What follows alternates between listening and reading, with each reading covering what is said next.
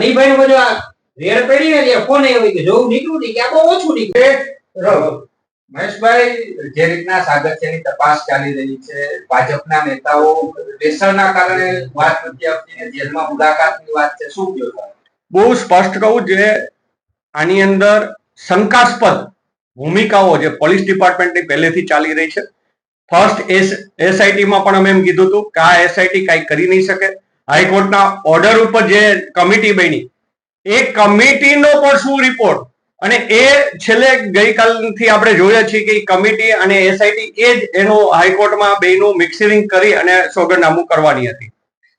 નવી હવે એસઆઈટી આવી, હવે એસીબી ની અંદર પણ એસઆઈટી ની જે રચના કરવામાં આવી અને બિપિન આહિર જેની નિમણૂક કરવામાં આવી છે ડાયરેક્ટરની એસીબી ના, એની પાસે આપણે એવી અપેક્ષા રાખીએ કે સાચી હકીકત લઈ આવે અને આની અંદર કોણ કોણ મલાઈ ખાવા વાળા હતા.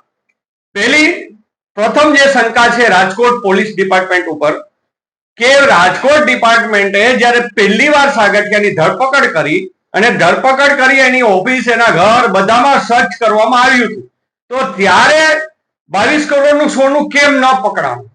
અને એકાએક એસીબી જાય છે અને એસીબી 22 કરોડ રૂપિયાનું સોનું એના ભાઈની ઓફિસમાંથી પકડે છે, રોકડ રકમ 3 કરોડ ઉપરની પકડે છે અને વિદેશી ચલણ પકડે છે. તો ત્યારે રાજકોટ પોલીસે જયારે કરી ત્યારે એની અંદર કઈ હતું નહીં અને એસીબી જયારે રેડ કરે ત્યારે આ બધું આવી જાય છે. એટલે ક્યાંક ને ક્યાંક એવી શંકા ઉપજાવે છે કે કા રાજકોટ પોલીસ ખોટી છે અને કા એસીબી ખોટી છે. કારણ કે કા સેટિંગ થી અને વ્યવસ્થિત છેલ્લી ક્રાઇમ બ્રાન્ચ ની અંદર રાજકોટના માજી ધારાસભ્યએ મુલાકાત કરી સાગઠિયાની, જે વાત આપણા મીડિયા સુધી બધા 2 દિવસથી ચાલી રહી છે, એની અંદર ગોઠવણ થઈ અને ગોઠવણ થઈને એસીબી માં આટલો જ માલ પકડાવો એવું બધું ગોઠવણ થઈને આ થયું હોય એવું લાગી રહ્યું છે. કારણ કે મલાઈ છે એ માત્ર ને માત્ર સાગઠિયા એનું એક પાદું છે, કારણ કે સાગઠિયા છે એ 20% જ ભાગીદાર છે એવી મારી પાસે માહિતી છે. બાકીની રકમ છે એ અહીંના પદાધિકારીઓ અને કમલમ સુધી આ ક્યાંક ને ક્યાંક રકમ જાતી હતી, એનો ચર્ચાનો વિષય સરકારી કર્મચારીઓમાં ચાલી રહ્યો છે. અને પોલીસ છે એ માત્ર ને માત્ર કોર્પોરેશનને ટાર્ગેટ બનાવે છે. 3 પીઆઈ ની સસ્પેન્ડ કરવામાં આવ્યા.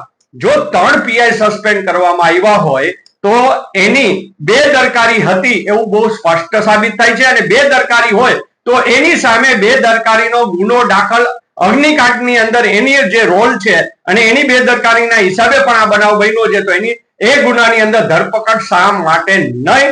એટલે આ બધી એક શંકા અને એક ગોઠવણ ભરી સરકારની સૂચના મુજબ ચાલતું હોય એવું ક્યાંક દેખાઈ રહ્યું છે. મહેશભાઈ, નીતિન રામાણી ભાજપના કોર્પોરેટરની ક્રાઇમ બ્રાન્ચ એટલે કે સ્થાનિક એસઆઈટીએ પૂછપરછ કરી, ત્યારબાદ મુક્ત કરી દેવામાં આવ્યા, પછી કોઈ કાર્યવાહી એક પણ નેતા સામે?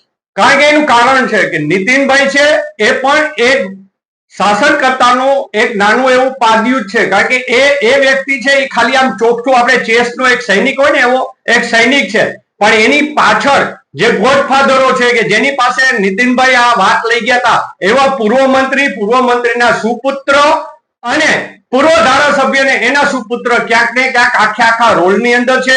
કેટલી બિનખેતીઓ થઈ, સાગઠિયા આવ્યા પછી કેટલા બાંધકામો અને સર્ટિફિકેટોમાં આવ્યા.